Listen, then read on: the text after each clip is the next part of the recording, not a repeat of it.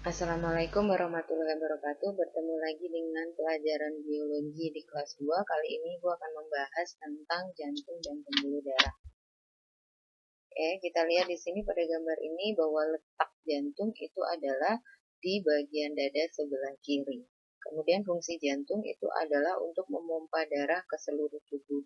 Nah, kenapa si jantung itu bisa memompa darah ke seluruh tubuh? Karena di dalamnya memiliki otot-otot yang disebut dengan miokardium. Kita tahu di bahasan sebelumnya bahwa otot itu fungsinya untuk menggerakkan jantung, kemudian dia berkontraksi dan berelaksasi. Kemudian jantung itu terdapat lapisan luar dan lapisan dalam. Lapisan luarnya itu disebut dengan perikardium, lapisan dalamnya itu disebut dengan endokardium. Ingatlah, jaringan yang melapisi permukaan organ itu disebut dengan epitel. Jadi pada dasarnya dia adalah jaringan epitel. Kemudian jantung itu terdiri dari 4 ruang. Ya, perhatikan pada gambarnya. Jadi ada 2 di bagian atas, itu disebut serambi atau atrium. Kemudian bagian bawah itu disebut dengan bilik atau ventrikel. Kemudian ada bagian kanan dan kiri, sehingga ada serambi kanan atau atrium dexter, kemudian ada serambi kiri atau atrium sinister, ada bilik kanan disebut dengan ventricle dexter, kemudian ada bilik kiri disebut dengan ventricle sinister. Antara bilik kiri dan serambi kiri, ya, jadi darah mengalir dari serambi ke bilik. Jadi antara serambi kiri dan bilik kiri terdapat 2 katup yang karena di sini ada 2 lubang dan ada 2 penutup sehingga disebut dengan bikuspidalis. Kemudian antara serambi kanan dan bilik kanan ada 3 lubang sehingga ada 3 katup disebut dengan trikuspidalis. Kemudian ada 1 katup yaitu tempat untuk mengeluarkan darah ke seluruh tubuh, yaitu uh, disebut dengan semilunaris. Perhatikan pembuluh yang berwarna merah, ada katup di sini. Semilunaris ini menjaga supaya darah itu tidak kembali ke bilik. Ya. Selanjutnya, cara kerja jantung. Jantung itu bekerja dengan otot-ototnya dengan berkontraksi dan berelaksasi. Perhatikan gambarnya, kalau jantung berkontraksi berarti dia mengerucut atau menyempit, terutama bagian biliknya. Nah, berarti darah akan dipompa ke seluruh tubuh atau darah akan dipompa menuju ke jantung. Nah, itu disebut dengan sistol. Kemudian kamu perhatikan gambar di sebelahnya, saat jantung mengembang atau relaksasi berarti dia menerima darah dari seluruh tubuh atau menerima darah dari paru-paru.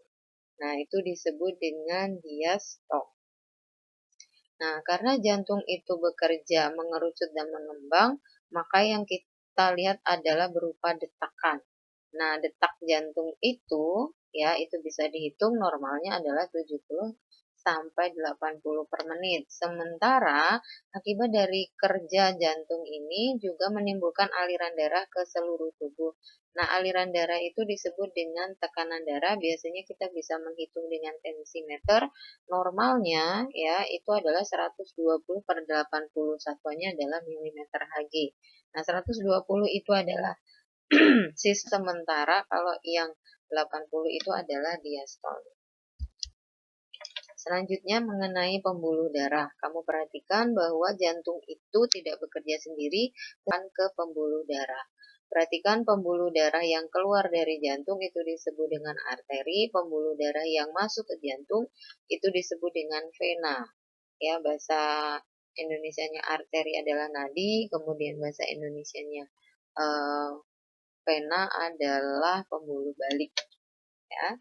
Nah, di sini kamu perhatikan, jadi kalau arteri itu karena dia keluar dari jantung banyak mengandung oksigen, kecuali arteri pulmonalis yang menuju ke paru-paru itu banyak mengandung CO2. Kemudian vena ya itu banyak mengandung CO2 kecuali arteri pulmonalis yang dari paru-paru banyak mengandung oksigen.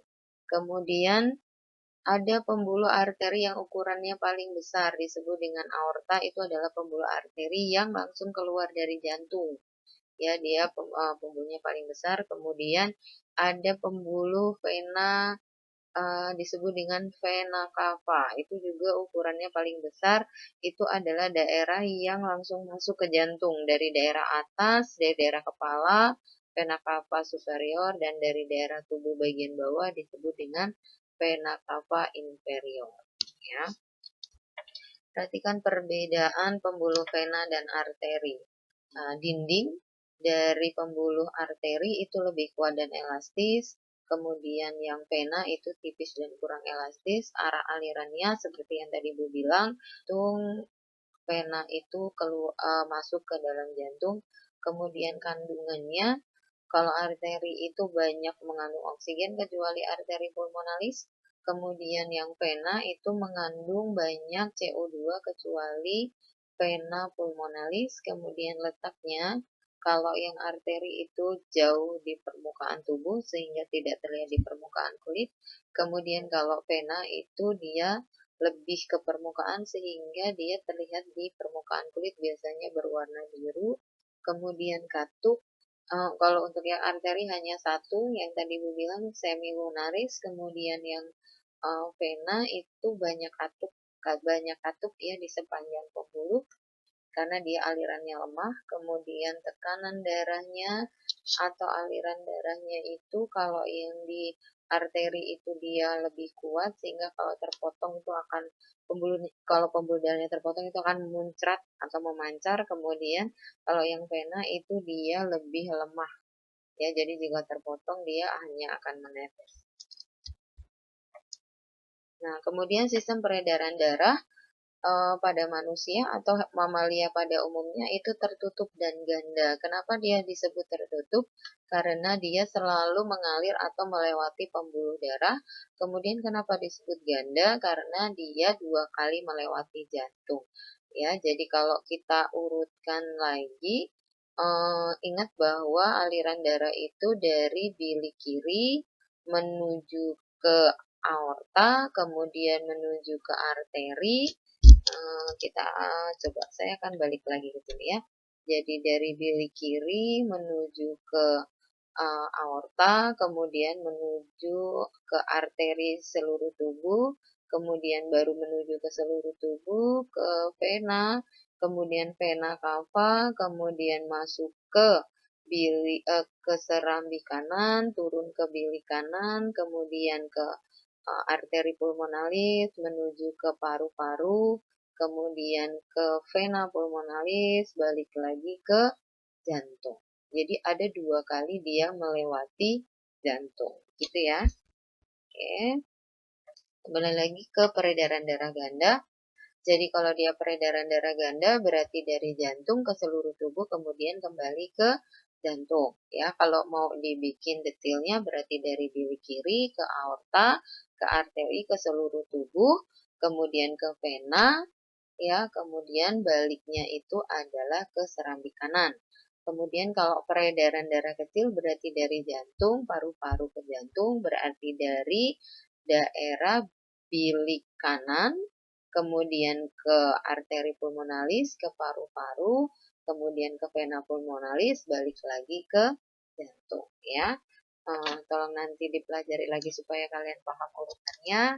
Sekarang kita bahas mengenai gangguan atau kelainan pada peredaran darah. Anemia itu adalah kekurangan darah. Kekurangan darah biasanya karena jumlah hemoglobinnya yang berkurang. Jumlah hemoglobin berkurang biasanya karena asupan makanan yang kurang mengandung zat besi atau karena penyakit malaria. Kemudian leukemia biasanya disebut dengan kanker darah. Ini karena jumlah sel darah putih yang berlebihan, yang sangat berlebihan pada tubuh sehingga sel darah putih akan menghancurkan sel tubuh sendiri. Kemudian leukopeni itu adalah jumlah sel darah putih yang kurang dari normalnya. Ingat jumlah minimalnya adalah 6.000. Ya, jadi kalau kurang dari 6.000 disebut leukopeni. Hemofilia adalah penyakit keturunan atau bawaan di mana sel darah itu darah tidak dapat membeku saat luka sehingga darah akan mengalir terus-menerus. Kemudian hipertensi itu adalah tekanan melebihi normalnya. Ingat tadi 120/80, kalau lebih dari itu disebut hipertensi. Hipotensi itu tekanan darah rendah. kurang dari 120/80, biasanya 100/70. Kemudian wasir. Oke, sekarang kita akan membahas mengenai gangguan atau kelainan pada sistem peredaran darah. Ya, wasir itu adalah pelebaran pembuluh darah yang ada di daerah anus, biasanya dikarenakan karena susah BAB, karena biasanya suka mengejan terlalu berlebihan sehingga pembuluh darahnya melebar. Biasanya ini ditandai dengan adanya kayak bisul atau benjolan di daerah anus.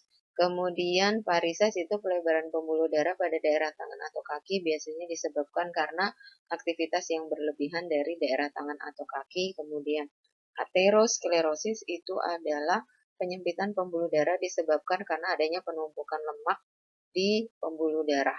Kemudian arteriosklerosis itu adalah penyempitan pembuluh darah karena adanya penumpukan lemak yang disebabkan oleh endapan kapur. Selanjutnya adalah jantung koroner atau koronariasis, yaitu penyempitan pembuluh darah pada daerah jantung. Biasanya ini sebabnya kebanyakan karena aterosklerosis. Kemudian stroke itu adalah penyempitan pembuluh darah atau pecahnya pembuluh darah, yang bisa disebabkan karena aterosklerosis maupun arteriosklerosis. Nah, biasanya kalau yang stroke parah itu karena pecahnya pembuluh darah. Kemudian AIDS atau Acquired Immune Deficiency Syndrome itu adalah keadaan di mana daya tahan tubuh atau imunitas tubuh melemah karena serangan dari virus HIV. Nah, virus HIV ini menyerang sel darah putih terutama limfosit. Nah, demikianlah materi yang dijelaskan pada pertemuan kali ini. Semoga kalian dapat memahaminya. Tolong dibaca dan dipelajari lagi. Jangan lupa kerjakan latihan soalnya. Jaga terus kesehatan. Terima kasih. Assalamualaikum warahmatullahi wabarakatuh.